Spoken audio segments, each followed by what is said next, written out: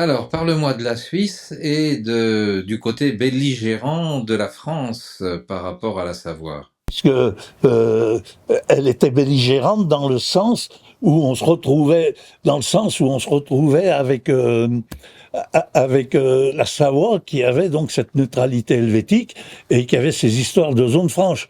Et qu'est-ce qu'ils ont fait? Comme ça embêtait la Suisse, cette neutralité de la Savoie, ils sont arrangés avec et les zones franches, ils sont arrangés avec le gouvernement français et ils ont dit ça y est, on va enlever ça, on retire la neutralité, on enlève les zones franches. Très bien, ça passe. Seulement, les petits Suisses, heureusement qu'ils ont encore une certaine démocratie, puisqu'il y a les initiatives populaires. Et donc, dans le référendum, ils ont dit attendez, là, il est hors de question. Ils nous ont laissé du terrain, on leur a donné ça, on peut pas le renlever comme ça. Parce que, comment on appelle ça, le canton de Genève a été fait sur la cession de 23 communes, à la condition qu'on ait les zones franches et les zones neutres. Et donc, c'est ce que je vous montrais tout à l'heure là, vous avez tous les textes qui datent du traité de 1815. Et qu'est-ce qu'il a été dit là? Il découle du principe de respect de la souveraineté de la France pour autant qu'elle n'est pas limitée par ses obligations internationales. Et dans l'espèce, par les obligations contractées en vertu des traités de 1815 et des actes complémentaires. Or, on ne les respectait pas, donc c'est tout balayé. Voilà. Donc, Benoît, tu nous parles du droit, de la capacité que pourraient avoir les Savoisiens de défendre leur territoire, d'obtenir leur liberté, leur indépendance et d'être reconnus surtout comme un État plein et entier. Pour toi, ça passe par du droit international. Bien sûr. Et de faire appel aux tribunaux internationaux. Oui, parce que les traités, comme on le disait tout à l'heure, ont une valeur supérieure. Donc les traités internationaux, peu importe de quelle date, voilà, et s'ils ont un siècle, ils ont un siècle, mais ils ont une valeur supérieure aux lois françaises. Or, aujourd'hui, juridiquement, le traité de 1860 est un traité international. Donc, tous les traités internationaux, on peut inclure le traité de 1815, qui est un traité de neutralité. Donc, la Suisse, effectivement, aurait dû nous donner protection jusqu'au nord du Gine. Donc, les Savoisiens qui sont allés se battre et qui sont allés mourir, parce que ils étaient aussi considérés comme aborigènes, mais de race blanche. Donc, ça, il faut pas l'oublier. Ils sont morts. Ils sont morts pour la France, alors qu'ils auraient jamais dû y aller. Il y a plein de choses aberrantes. C'est pour ça que moi, c'est plus du droit que je fais. Quand j'ai compris la subtilité du droit, c'est là que j'ai vu la supercherie française, et je trouve ça lamentable. Parce que moi je fais pas de politique. Ça m'intéresse pas de faire de la politique. Chacun a le droit de penser ce qu'il pense au niveau politique.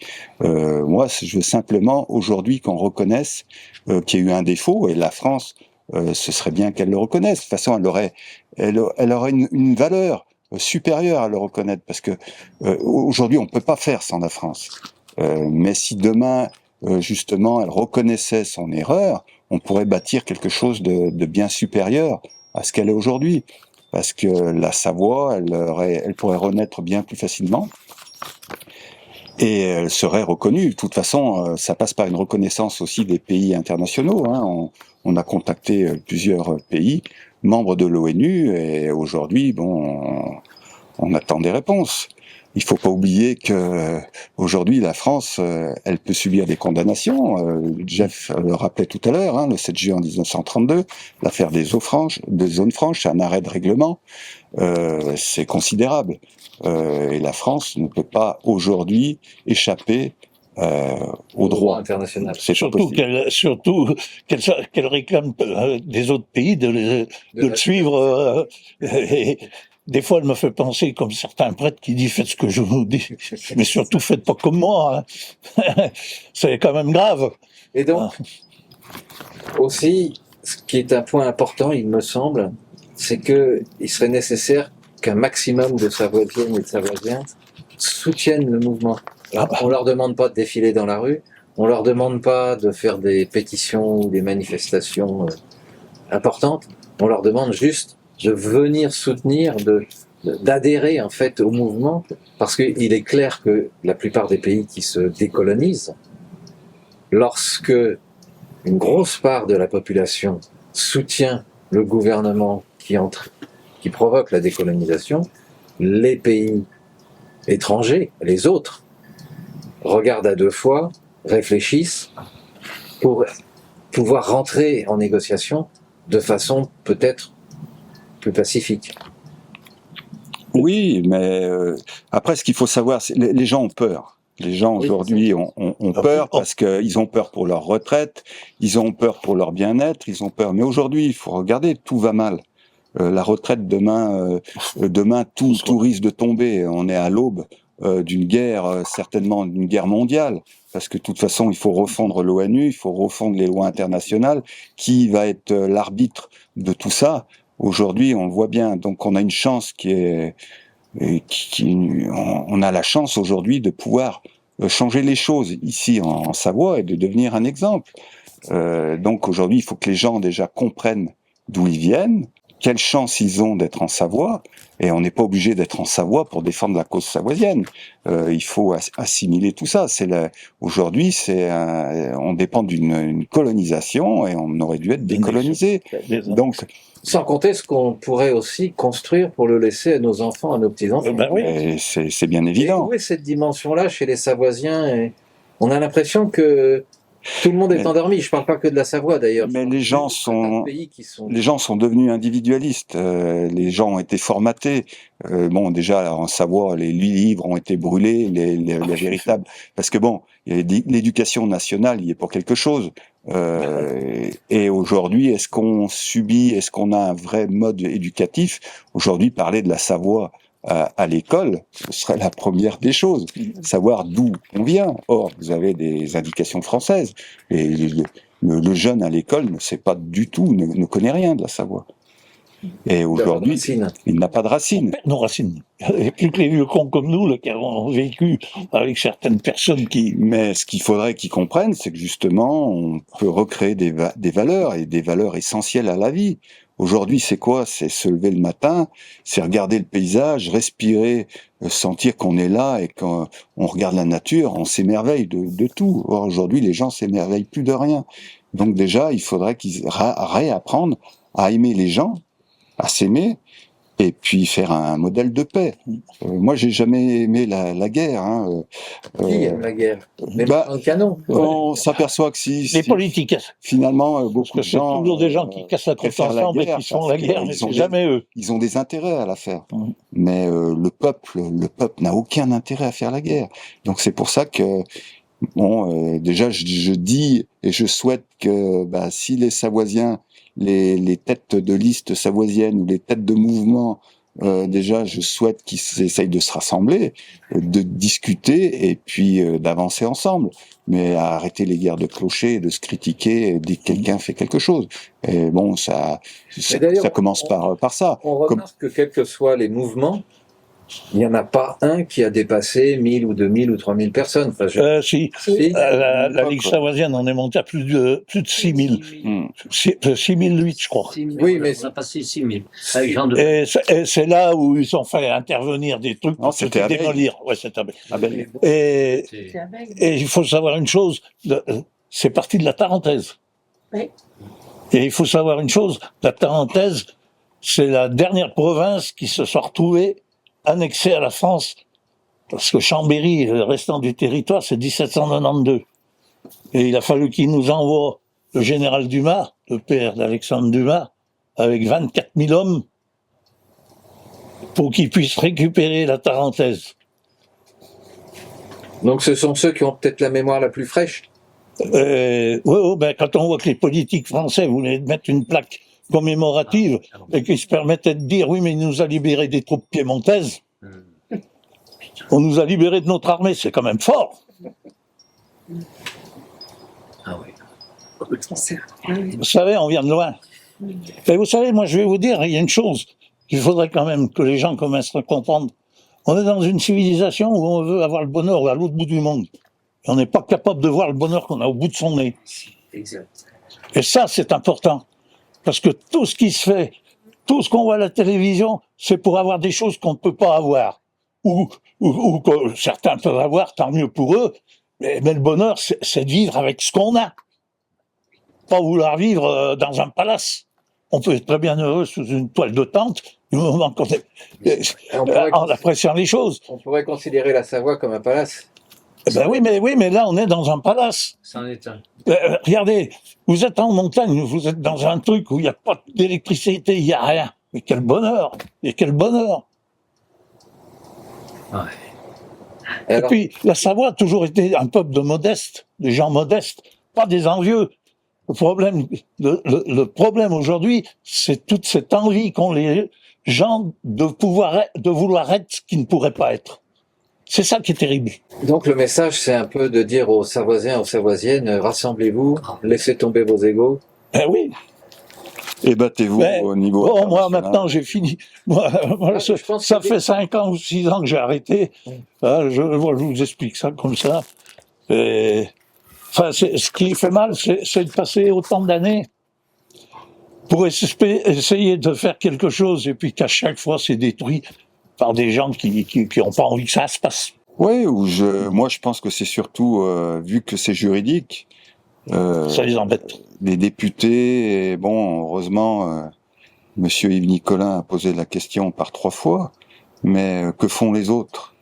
Est-ce que la France est belle à ne pas reconnaître la vérité auprès des instances internationales? Comment on peut visualiser la France d'un autre pays? Comment elle le sera quand demain les autres pays auront découvert que la France cache la vérité?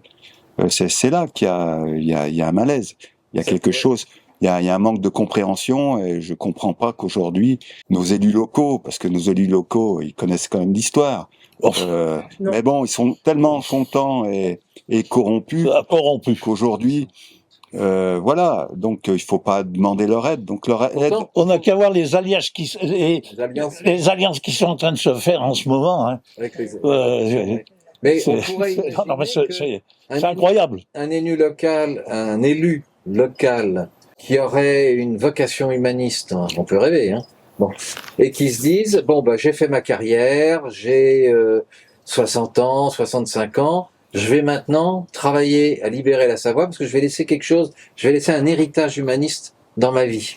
Donc, je vais quitter le système dans lequel je suis pour créer quelque chose réel. Il aurait toutes les connexions, il aurait toutes les relations pour pouvoir le permettre.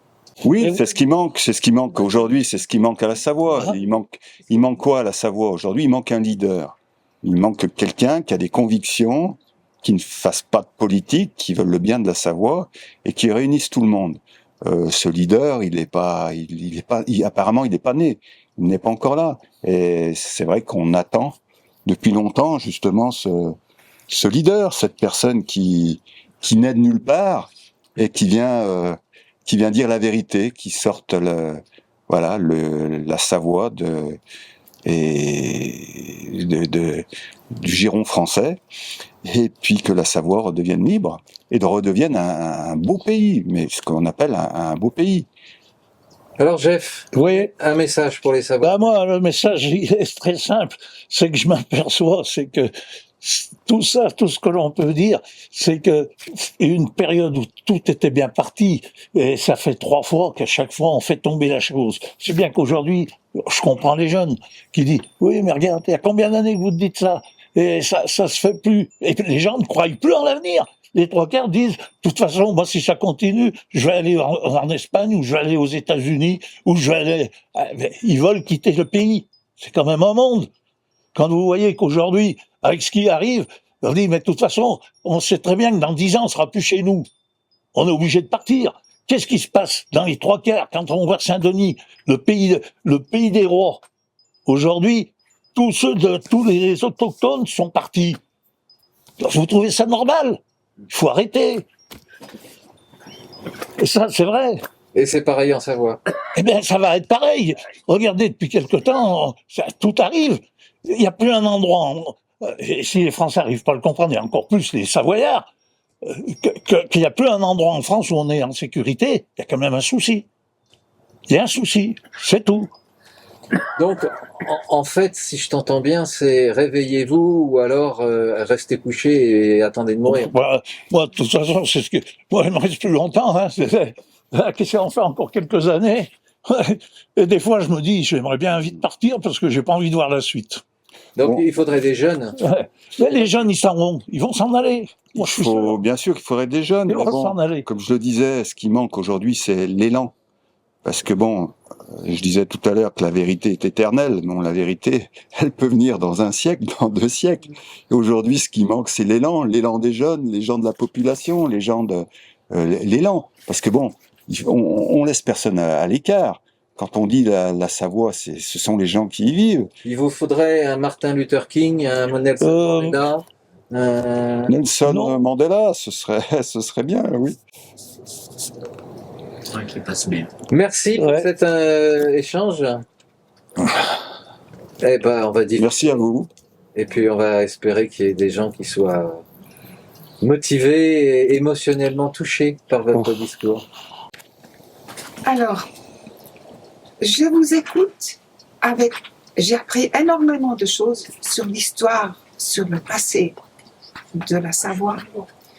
Je trouve maintenant c'est très important et ça manque énormément, c'est d'apporter une vision pour tous les Savoyens, Savoyennes, qui leur donne cette envie de se réveiller, qui leur donne cette envie de faire quelque chose, de s'engager.